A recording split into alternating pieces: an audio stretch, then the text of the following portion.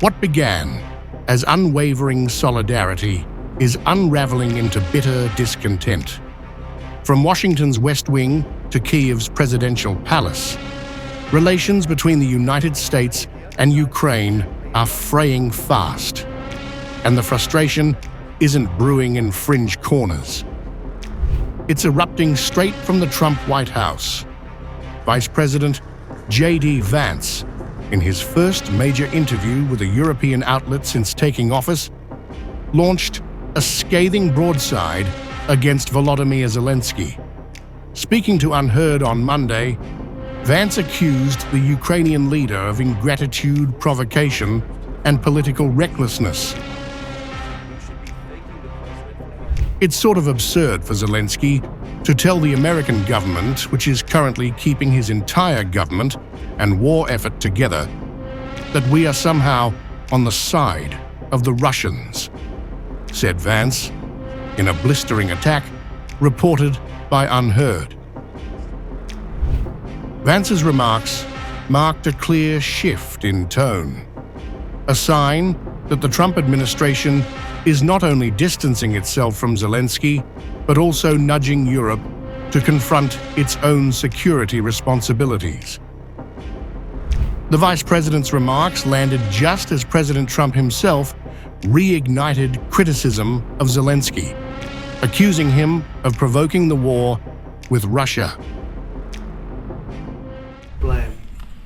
Have you spoken to President Zelensky, sir, about his offer to purchase more Patriot missile batteries? Oh, I don't know. He's always looking to purchase missiles, you know. He's against... Listen, when you start a war, you got to know that you can win the war, right? You don't start a war against somebody that's 20 times your size and then hope that people give you some missiles. The president didn't spare President Biden either, branding both him and Zelensky incompetent for letting the conflict erupt in the first place. The mistake was letting the war happen. If Biden were competent, and if Zelensky were competent, and I don't know that he is. We had a rough session with this guy over here. He just kept asking for more and more.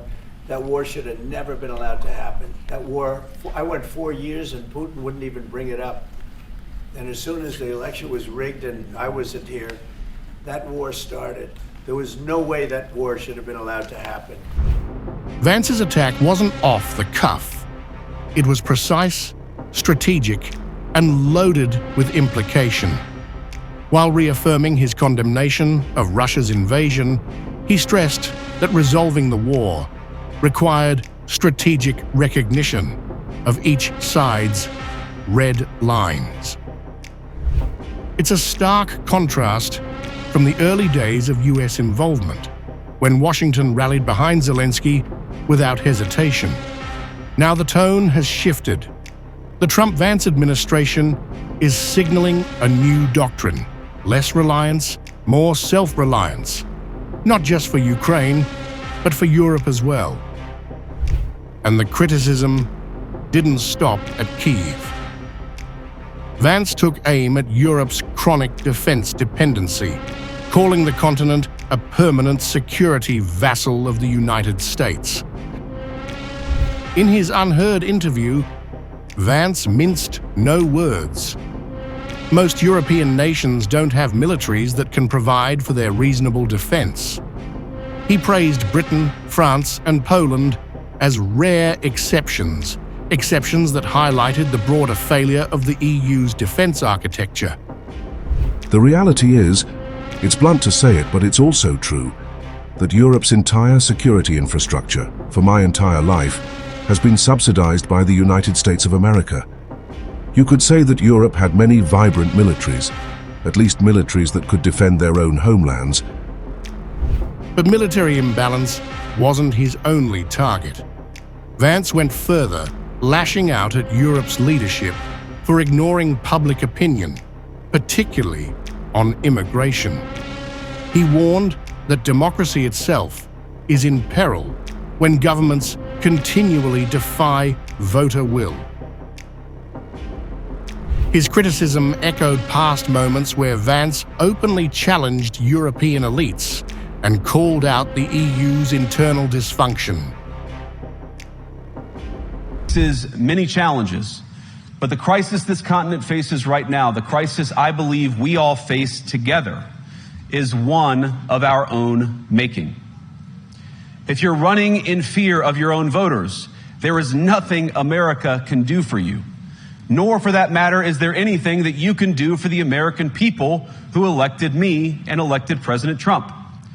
You need democratic mandates to accomplish anything of value in the coming years. The Trump-Vance administration's reset goes beyond diplomacy. Tariffs, trade terms, and defense contributions are all being renegotiated. The so-called Liberation Day tariffs, introduced with dramatic flair and partially rolled back, sent shockwaves through global markets and European capitals. But Vance views the chaos as intentional and necessary. Any implementation of a new system is fundamentally going to make financial markets jittery, he said. In his view, short-term pain is the price of restoring economic balance and fairness. At the heart of this overhaul is a message: the age of indulgence is over.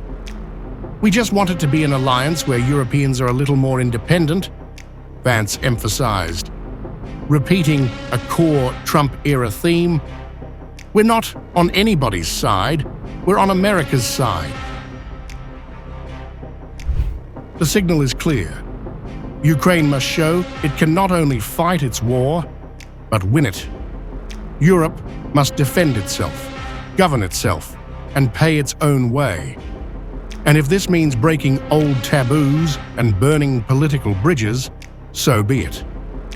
The verdict from Trump's mouth to Vance's playbook is unmistakable. Gratitude is expected, dependence is over, and hard truths are now foreign policy.